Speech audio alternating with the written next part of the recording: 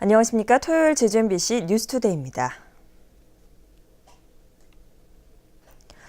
올해로 67주년을 맞은 우리 현대사의 최대 비극 제주 4.3 사건 희생자 추념식이 어제 열렸습니다. 이완구 국무총리는 앞으로도 희생자와 유족을 위로하는 데 정성을 다하겠다고 밝혔고, 원희룡 제주도지사는 정부와 함께 4.3의 완전한 해결을 위해 노력하겠다고 밝혔습니다. 박주연 기자입니다.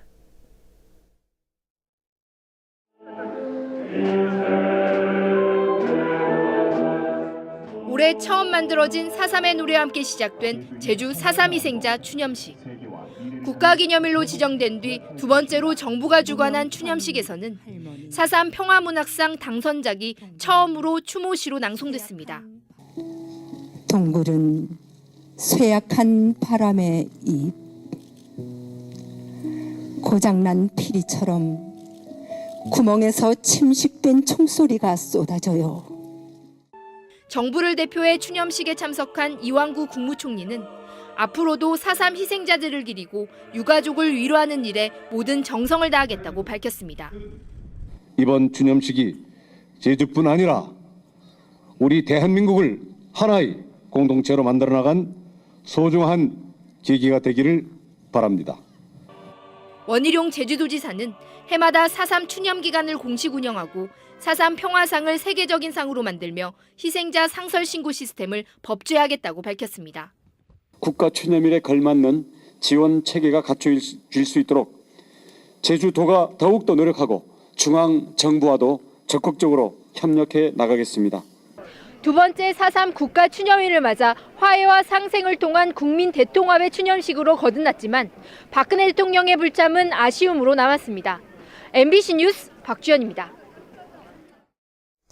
4.3 희생자 추념식에 앞서 열린 식전 행사 노래 공연에서 추모곡이 갑자기 변경돼 논란이 일고 있습니다. 추념식 식전 행사에는 당초 추모곡으로 예정됐던 잠들지 않는 남도와 애기 동백꽃의 노래 등 제주 4.3을 소재로 한 민중가요들이 빠지고 비목과 그리운 마음 등 4.3과 관련 없는 가곡들이 포함됐습니다.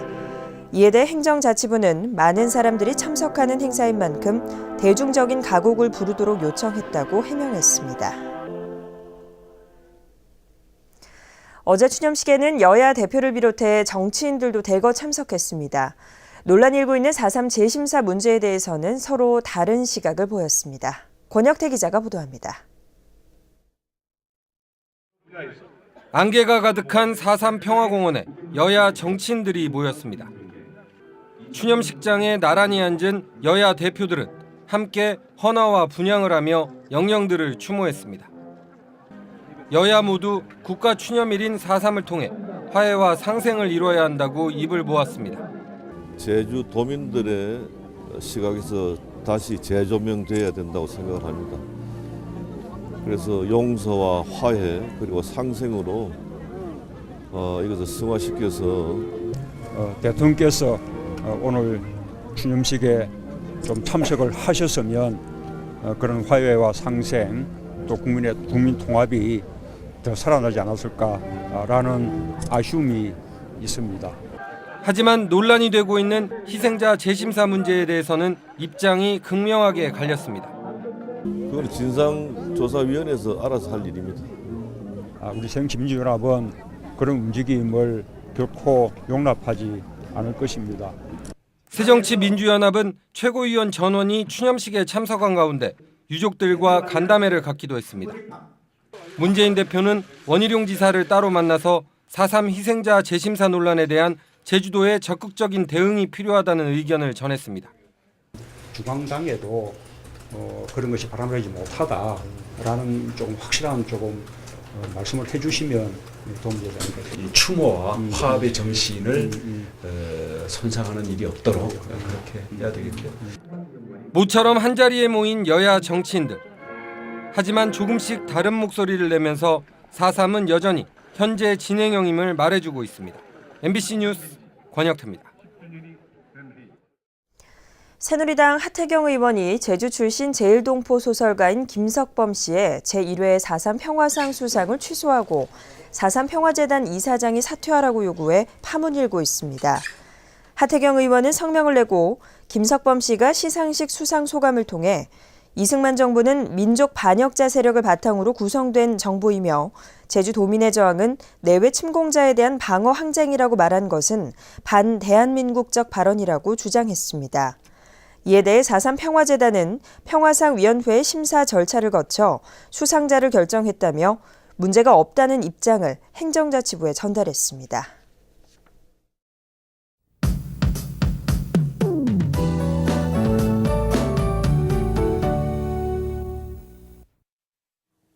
네, 주말인 오늘 외출하실 때 우산을 꼭 챙기셔야겠습니다. 낮부터 비가 시작돼 20에서 60mm가량의 꽤 많은 비가 오겠는데요. 비뿐만 아니라 안개가 끼고 바람이 강하게 부는 곳이 있어 주의하셔야겠습니다.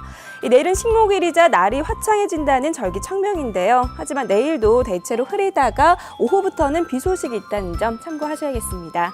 다음은 자세한 지역별 날씨입니다.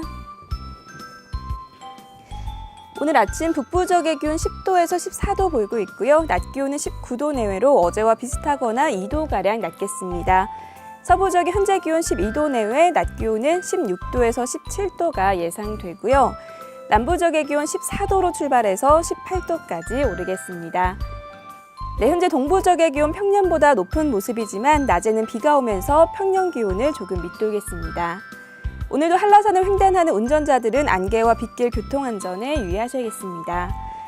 네, 섬적도 오전에는 구름 많다가 낮부터 비가 시작되겠고요. 기온은 어제보다 3도가량 낮겠습니다. 해상에는 남해서부 먼바다를 중심으로 물결이 점차 높게 일겠습니다. 네, 현재 대부분 공항 대체로 구름 많은 가운데 제주공항에는 윈드시어 특보가 내려져 있습니다. 네, 오늘 시작된 비는 다음 주 월요일까지 내렸다 그쳤다를 반복하겠고요. 비가 그치고 나면 기온이 조금 떨어질 전망입니다. 날씨였습니다. 해양수산부가 주관하는 세월호 사고 배상과 보상 설명회가 오는 6일 제주도청에서 열립니다.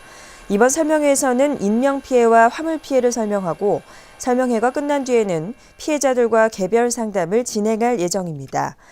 제주 지역 피해 접수 기간은 오는 20일부터 22일까지며 세월호 참사로 인한 제주 도민 피해자는 사망자 2명과 실종자 3명, 생존자 24명, 차량 피해는 35대입니다.